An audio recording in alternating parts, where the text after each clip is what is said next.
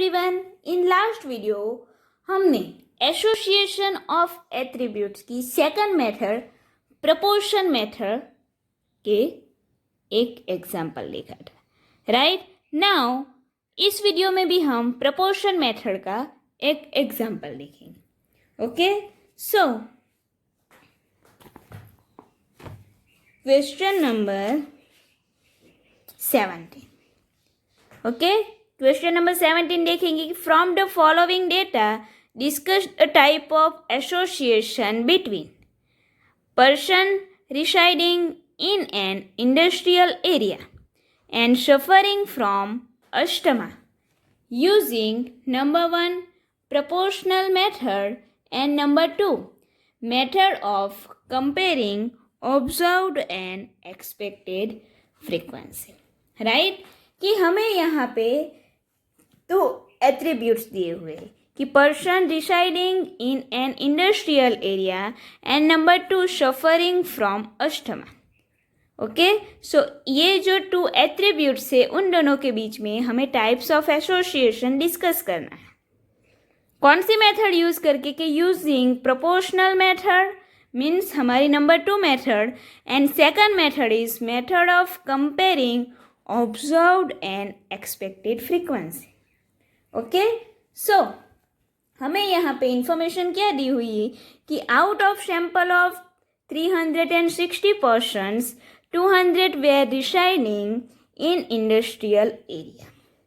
In all, 80 persons were suffering from asthma, and of them 60 were from industrial area. Okay, so हमें यहाँ पे association find करना है कि person residing in an industrial area and second is suffering from asthma. Okay, so हम यहाँ पे A and B की वैल्यू फाइंड करेंगे, डिसाइड करेंगे। सो हम यहाँ पे कि person residing in an industrial area is equal to लेंगे ए। सो उसका अपोजिट कि person is not residing in an industrial area is equal to alpha. Okay, then second is या बीटा इज इक्वल टू ले लेंगे कि non industrial area. Okay, then second is suffering from asthma. So suffering from asthma is equal to लेंगे B and not suffering from asthma, उसके लिए हम लेंगे beta. Okay, so यहाँ पे हम लिखेंगे कि question number 17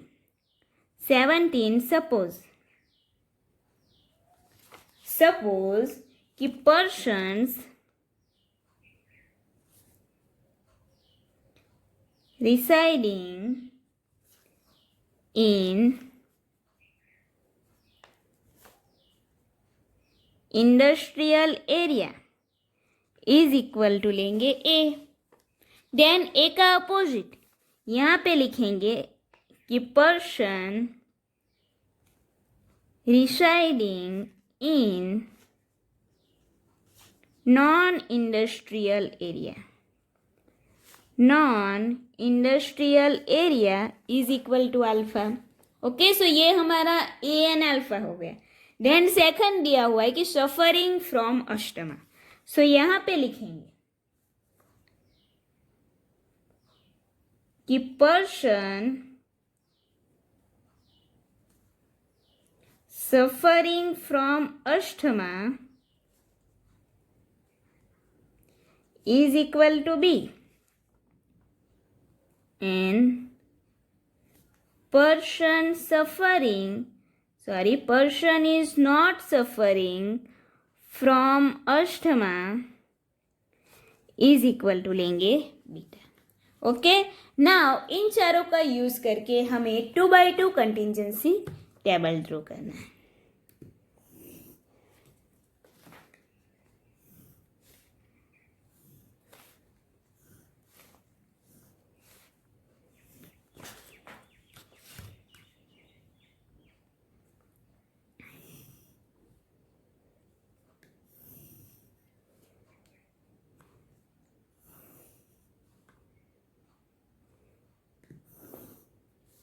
okay, so now A is equal to industrial area. So यहाँ पे सपोज मैं इंडस्ट्री लिख देती हूँ, देन नॉन इंडस्ट्री. ओके, कि person residing in non industrial area is equal to alpha, means ये अल्फा एन यहाँ पे total, then B and beta. So person suffering from asthma, so यहाँ पे मैं ओनली लिख दूंगी अष्टमा. सो ये B and non asthma is equal to beta, and यहाँ पे वैल्यू हम लिखेंगे टोटल. ओके, नाउ जो इंफॉर्मेशन दी हुई है वो देख लेंगे कि out of sample of 360 persons, so total 360 person sample में से हमें यहाँ पे इंफॉर्मेशन दी हुई है. सो हमारे पास कैपिटल एन क्या हो जाएगा 360. सो यहाँ पे लिख देंगे 360. Then next 200 were residing in industrial area, कि उसमें से 200 जो पर्सन्स है वो इंडस्ट्रियल एरिया में रहते हैं, right, residing in industrial area. So यहाँ पे हमने लिखा था कि person residing in industrial area is A. So यहाँ पे ए की टोटल फ्रीक्वेंसी हमें मिल जाएगी 200, राइट. अगर 360 में से 200 इंडस्ट्रियल एरिया में रहते हैं, सो बाकी के जो पर्सन्स है वो नॉन इंडस्ट्रियल एरिया में रहते होंगे. सो 360 माइनस 200 करेंगे, सो हमें यहाँ पे 160 नॉन इंडस्ट्रियल एरिया में जो पर्सन रहते हैं उनकी फ्रीक्वेंसी मिलेगी. देन नेक्स्ट इंफॉर्मेशन दी हुई है कि in all 80 persons were suffering from asthma. Okay, कि in all 80 persons were suffering from asthma, कि टोटल जो यहाँ पे हमें पर्सन दिए हुए हैं उसमें से टोटल 80 पर्सन्स अस्थमा से सफ़र कर रहे हैं, right. 80%. So person suffering from asthma is equal to B, means यहाँ पे हमें बी फ्रीक्वेंसी ऑफ बी की वैल्यू कि कितने पर्सन अस्थमा से सफ़र हो रहे हैं 80%. सो यहाँ पे 80 हमारी फ्रीक्वेंसी होगी बी की. ओके, नाउ हमें नॉन अस्थमा की फ्रीक्वेंसी फाइंड करनी है. सो 360 में से 80 माइनस करेंगे तो हमें जो पर्सन अस्थमा से सफ़र नहीं कर रहे उसकी फ्रीक्वेंसी मिलेगी. सो 360 माइनस 80 करेंगे, सो हमें यहाँ पे फ्रीक्वेंसी मिलेगी 280. ओके, देन उसके बाद जो इंफॉर्मेशन दी हुई है वो कि एंड ऑफ डैम, कि जो हमें 80% जो अस्थमा से सफ़र हो रहे हैं उसमें से and of them 60 were from industrial area, right. कि in all 80% were suffering from asthma and of them 60 were from industrial area, कि जो 80% अस्थमा से सफ़र हो रहे हैं उसमें से 60% जो है वो इंडस्ट्रियल एरिया के, राइट. सो जो पर्सन अस्थमा से सफ़र हो रहे हैं एंड वो पर्सन इंडस्ट्रियल एरिया में भी रहते हैं वो कितने हैं 60, राइट. सो यहाँ पे जो हमें 80 वैल्यू मिली, 80 फ्रीक्वेंसी मिली, उसमें से 60% जो है वो इंडस्ट्रियल एरिया में रहता है, मीन्स यहाँ पे हमारी फ्रीक्वेंसी 60 हो जाएगी इंडस्ट्री में. ओके, सो नॉन इंडस्ट्री में कितनी वैल्यू मिलेगी कि 80 माइनस 60 इज 20. नाउ ये दो मिसिंग फ्रीक्वेंसी फाइंड करेंगे कि यहाँ पे इन दोनों फ्रीक्वेंसी की टोटल हमें 200 चाहिए. ओके, सो यहाँ पे मिसिंग फ्रीक्वेंसी कैसे फाइंड करेंगे कि 200 टोटल फ्रीक्वेंसी है, उसमें से 1 फ्रीक्वेंसी हमें दी हुई है उसे माइनस करेंगे तो ये मिसिंग फ्रीक्वेंसी मिलेगी. सो 200 माइनस 60, सो यहाँ पे हमें फ्रीक्वेंसी मिलेगी 140. देन नाउ ये फ्रीक्वेंसी फाइंड करनी है. सो 160 उसमें से 20 माइनस करेंगे तो हमें 140 फ्रीक्वेंसी मिलेगी. देन दोनों की टोटल वैल्यू चेक करेंगे, सो वो 280 हो जाएगी. ओके, सो ये हमारा 2x2 कंटिंजेंसी टेबल रेडी है. देन नेक्स्ट अब हमें क्या करना है, इस टेबल का यूज करके हमें एसोसिएशन फाइंड करना, ओके। बट कौन सी मेथड का यूज करके? यहाँ पे 2 मेथड यूज करनी है. First is proportional method and second is method of comparing observe and expected frequency. Okay, so first method का हम यूज करेंगे कि नंबर 1,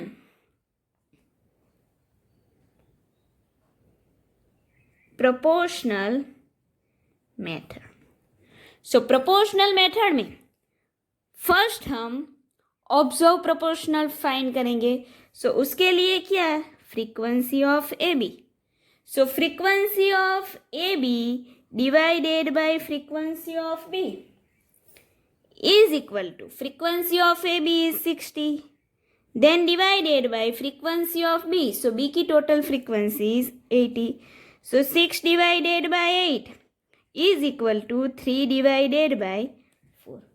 Now 3 को 4 से डिवाइड करेंगे means 0.75. 3/4 means 0.75. Then second की expected frequency, right?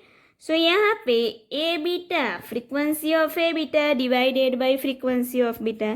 So frequency of A beta is 140, then divided by frequency of beta. So frequency of beta is 280. So यहाँ पे 140 divided by 280 is equal to 14 divided by 28. So 1/2. 1/2 means 0.5. Okay, now अब हम इन दोनों को compare करेंगे. So frequency of A B divided by frequency of B and second frequency is frequency of A beta divided by frequency of beta. Now first proportion हमें मिला 0.75 and second proportion is 0.5. Now अब हमें sign put करनी है. So maximum value, इन दोनों में maximum value कौन सी है? 0.75. सो जो मैक्सिमम वैल्यू है उसमें साइन का ओपन पार्ट मिलेगा हमें एंड जो मिनिमम वैल्यू है उसके साइड हम टेल का पार्ट रखेंगे. सो यहाँ पे हम साइन लेंगे greater then. Greater than means यहाँ पे हमारी राइट हैंड आ जाएगी, मीन्स यहाँ पे हमारा आ जाएगा राइट हैंड. सो राइट हैंड है मीन्स क्या हो जाएगा? Positive association, right. यहाँ पे हमारा आ जाएगा पॉजिटिव एसोसिएशन. सो हम लिखेंगे देयर इज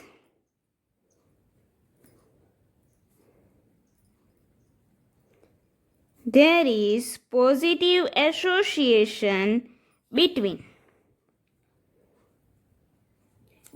किन दोनों एट्रीब्यूट्स के बीच में फाइंड करना था कि person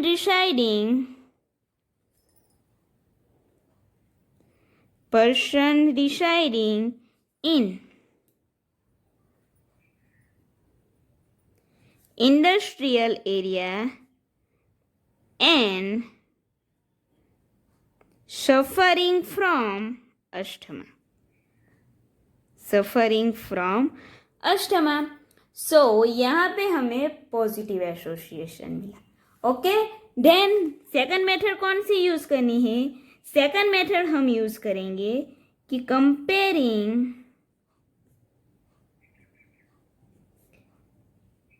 comparing method of observe and expected frequency. Okay, so first हम ऑब्जर्व फ्रीक्वेंसी फाइंड करेंगे and second expected frequency. Okay, so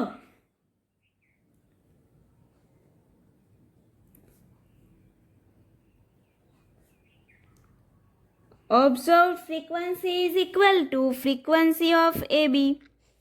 So frequency of AB हमारी क्या है? यहाँ पे 60. So यहाँ पे हम ले लेंगे 60. Then second,